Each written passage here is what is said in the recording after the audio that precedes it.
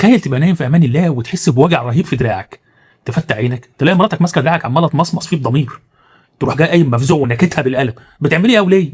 تروح جاي رد عليك بكل برود، انا عملت حاجه؟ وهي اصلا مش سايبه من دراعها غير الصوابع. قال ايه؟ كانت بتحلم ان هي بتاكل وهي نايمه. بيني وبينكم انا حاسس ان ايه، ولا كانت بتحلم ولا كانت نايمه اساسا، ده لسه اسنانها معلمه في دراعي لحد دلوقتي. بعيدا عن الشكوك الشخصيه في نوايا المدام، علميا هي كانت صادقه. دوت جزء من عالم البيراسومنيا، ودوت اللي فيه مخك بيعمل حفله عليك وانت في سابع نومه. ومع ان موضوع المشي اثناء النوم دوت مرعب، بس دمه خفيف. تعالوا بقى اروح للموضوع اللي دمه تقيل، شلل النوم، او اللي بيتقال عليه في الاساطير الجاثوم. وده عكس المشي اثناء النوم.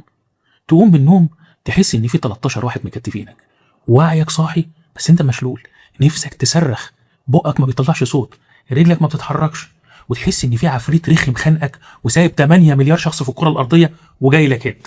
بس الحقيقه اغرب من كده بكتير. العفريت ده يا معلم مش طالع لك من تحت السرير ولا سايب 8 مليار وجاي لك، العفريت ده طالع من جواك، طالع من نافوخك. النهارده احنا هنتكلم عن موضوعين شاغلين دماغ الناس جدا. كميه التعليقات اللي جات لي اعمل يا دكتور حلقه عن المشي اثناء النوم وعن الجاثوم رهيبه، وانا ما ينفعش ازعلكم. الموضوعين عكس بعض تماما.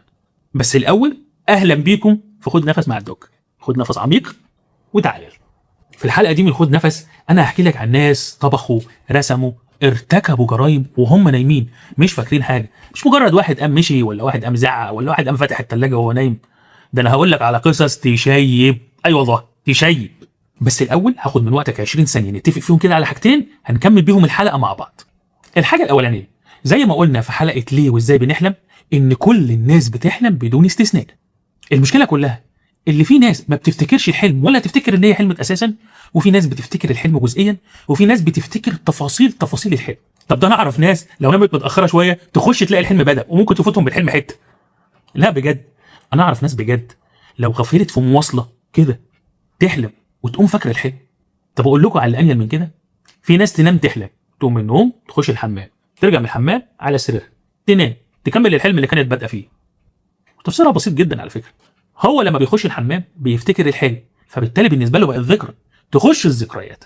لما يخش ينام تاني العقل الباطن بيروح يجيب طرف الخيط من الذكريات ويلضمه في الخيط الجديد ويكمل له الفيلم. الحاجه الثانيه اللي هنتفق عليها، قلنا ان النوم متقسم لمراحل زي ما قلنا برضو في الحلقه بتاعت ازاي وليه بنحلم. لو ما شفتش الحلقه روح شوفها هتعجبك قوي على فكره وهتكمل لك الحلقه دي. المهم، المرحله الرابعه اللي هي مرحله الREM او مرحله حركه العين السريعه، دي اللي بيحصل فيها الاكشن كله وبتحصل الاحلام. اللي هنتفق بقى عليه ايه؟ ان قلنا ان المخ بيدي امر للجسم ان هو يتشل تماما عشان خاطر المخ بينشط في المرحله ديت، وده لحمايتك وحمايه اللي نايم جنبك. افرض اللي انت حلمت اللي انت جاكي شان تقوم تنزل عجن في اللي جنبك. المشكله بقى لما السوفت وير يهنج، وعيك يصحى، مخك يصحى جزئيا وينسى يبعت الاشاره بتاعت فك الشلل من الجسم، وتتحبس انت بقى في النص. ولان مخنا ما بيحبش يبقى مش فاهم حاجه فيبدا يفتي. عرفتوا بقى ليه بيقول على المصريين شعب فتاي بطبعه؟ عشان احنا مخنا نشط وشغال ما نحبش نسكت. المهم، لما يبدا مخك يفتي يبدا يفسر الخوف دوت على شكل خيالات. خيال بقى شبح قدامك كده وبيخنق فيك، صراخ، صويت. هقول لكم على حاجه علميه وانا عارف ان هي هتزعل بعض الناس مني. الموضوع ده ملوش علاقه بالجن تماما. وخلوا بالكم انا ما بقولش ان مفيش جن، الجن موجود قبل ما احنا نبقى موجودين. انا بقول الجن ملوش علاقه بالموضوع ده بس. طب انتوا عارفين الموضوع ده في انجلترا بيسموه العجوز الشمطاء، في اليابان بيسموه كانا شيباري او جانا شيباري على حسب ما اتذكر يعني. ثقافات الناس مختلفه بس عقلهم واحد، وكل واحد بيلبسها للعفاريت بتاع بلده.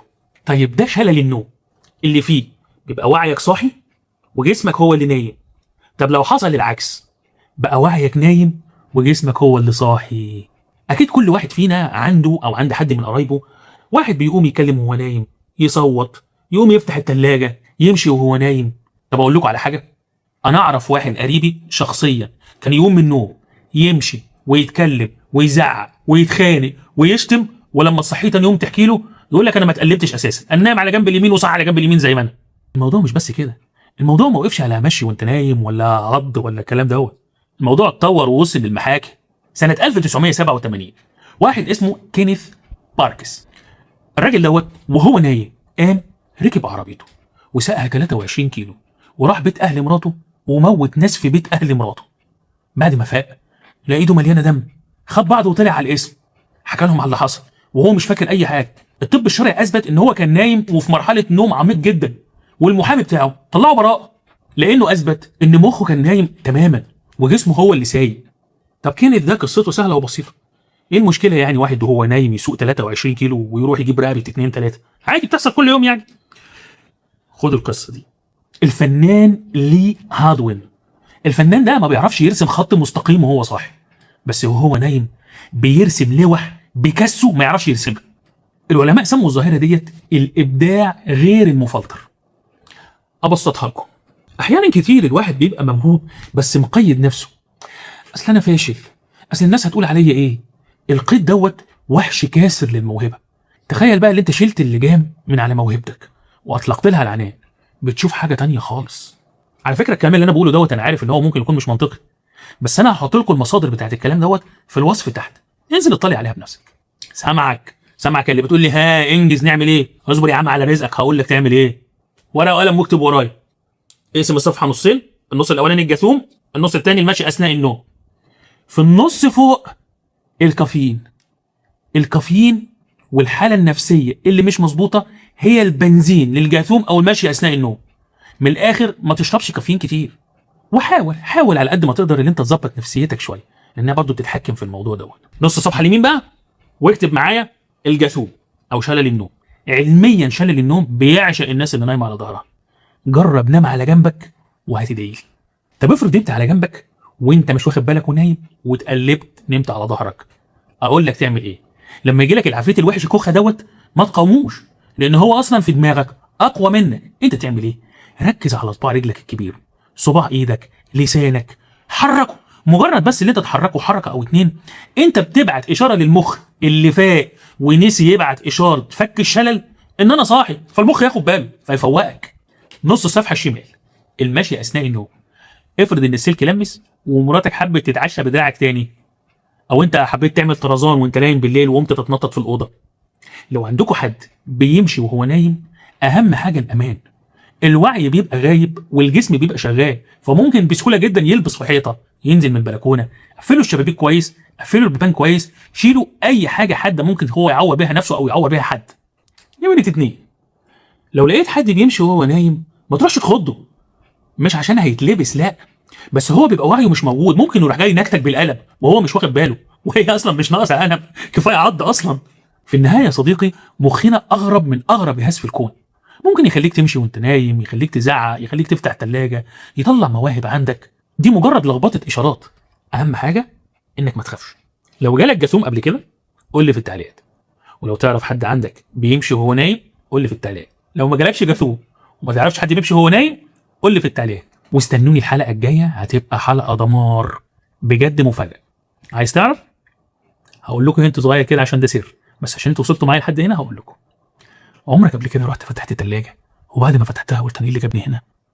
او كنت ماسك موبايلك في ايدك وقعدت تدور عليه وهو لسه في ايدك؟ تركيزك قل وتشتيتك زاد وخلقك بقى ضيق. الحلقه الجايه هتكلم عن كل دوت واكتر من كده، هقول ليه والاسباب العلميه وكيفيه القضاء عليها، وده اسمه ايه اساسا. مستني منك لايك واشتراك وشير. هو البني ادم ايه غير لايك واشتراك وشير وشويه حاجات كده فوق بعضها؟ اشوفكم ان شاء الله الحلقه اللي جايه. سلام.